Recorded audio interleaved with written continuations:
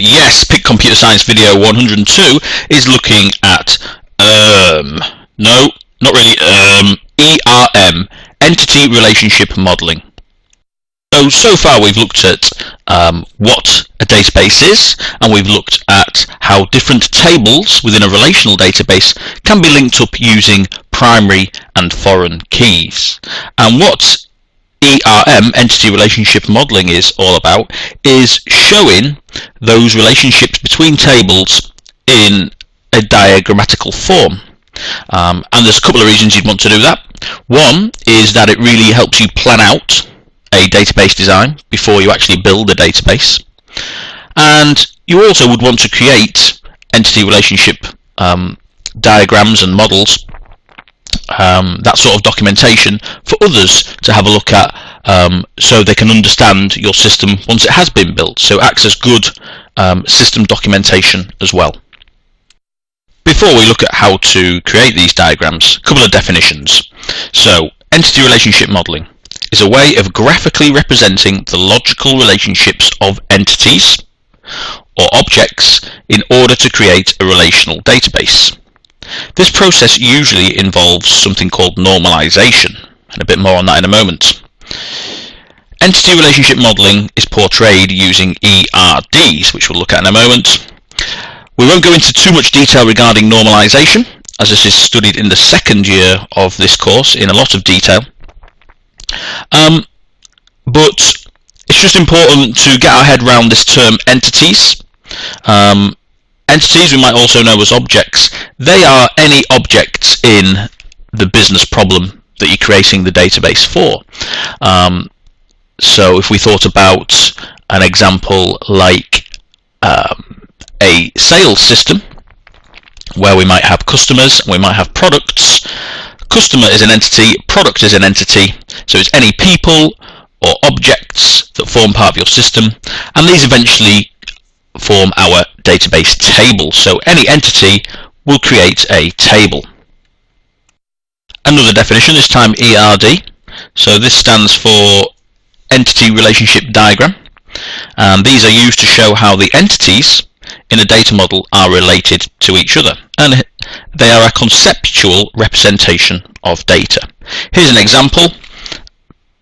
Videos are rented by customers, and there are actually three entities there, not just videos and customers, but of course the rental entity as well, the table that will store all the different rentals, but more about that sort of idea in a moment. Now we'll have a look at an example of this process of entity relationship modeling. And it's the sort of thing you'll see in an exam where you'll be given a scenario and asked to build an entity relationship diagram for that scenario. So it's a good bit of practice ready for exams. Here's our scenario. A product is made by a manufacturer. And we need to really think this through in detail, because a manufacturer can make one or more products. Most manufacturers make more than one product. A customer can buy one or more products.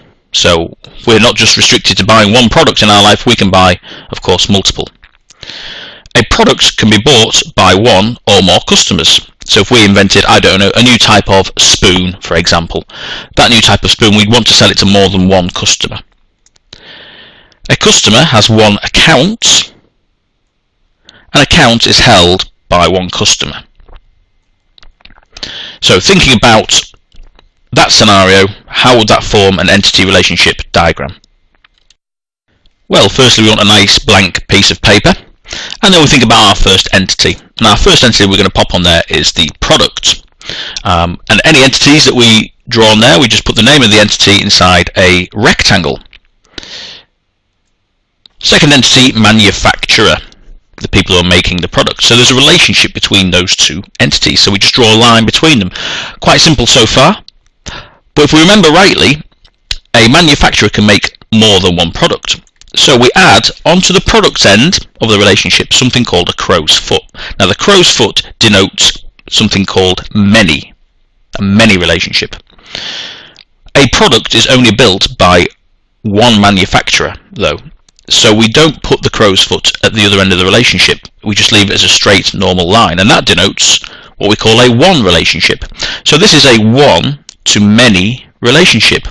One manufacturer can make many products. So far so good. Our next entity that we might introduce could be the customer, and there's going to be a relationship between customer and product, in that a customer will buy a product and a product will be sold to a customer. But if we remember our scenario, we said that a customer could buy many products, but we also said that a single product can be bought by many customers. So we have here what's called a many-to-many relationship, where the crow's foot is on both ends. Our final entity in the scenario is account, and a customer holds an account. So there's a relationship there. But we don't add any crow's feet to this relationship, because a customer holds one account, an account is held by one customer. So this is a simpler relationship. It is what we call a one-to-one relationship. Now these don't happen very often in databases, but here's an example where we'd have customers' details in one table and their account details in another table. There might be good reasons to do that, but we don't see it a lot in relational database design. What we do see a lot in relational database design are one-to-many relationships and many-to-many relationships. There's a problem with many-to-many relationships. If we can think this through, if a product can be bought by many customers, then in the products table there's going to be repetition of data. That product, if it's bought by 3 customers, say, the details of the product are going to be in there 3 times against our 3 customers.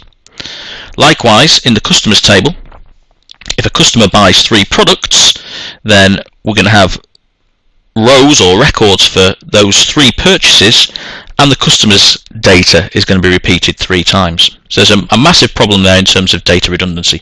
So in relational database design, many-to-many relationships aren't actually allowed. They need to be replaced with something called a link table. It makes sense to have a separate table to store the purchases, and in there we would likely just store something like a date. We'd also store the customer ID in the purchases table as a foreign key. We'd also store the product ID in the purchases table as a foreign key. Then we'd be able to tell which customers bought which products without any data redundancy. Now when you introduce a link table to replace a many-to-many relationship, you basically have the crow's feet going inwards towards the link table, like that. So a single product can form part of many different purchases, and a customer can be involved in many different purchases. But a purchase can only involve one product, although that's not strictly true. As we know, you can buy many products at one time, so there could be a flaw with this design as well. And a purchase can only be made by one customer. So try and remember, if we found we've got a many-to-many relationship, replace with a link table and almost swap round the crow's feet. Best thing to do now is for you to think up some scenarios of your own and to actually build an entity relationship diagram for those scenarios. See you later.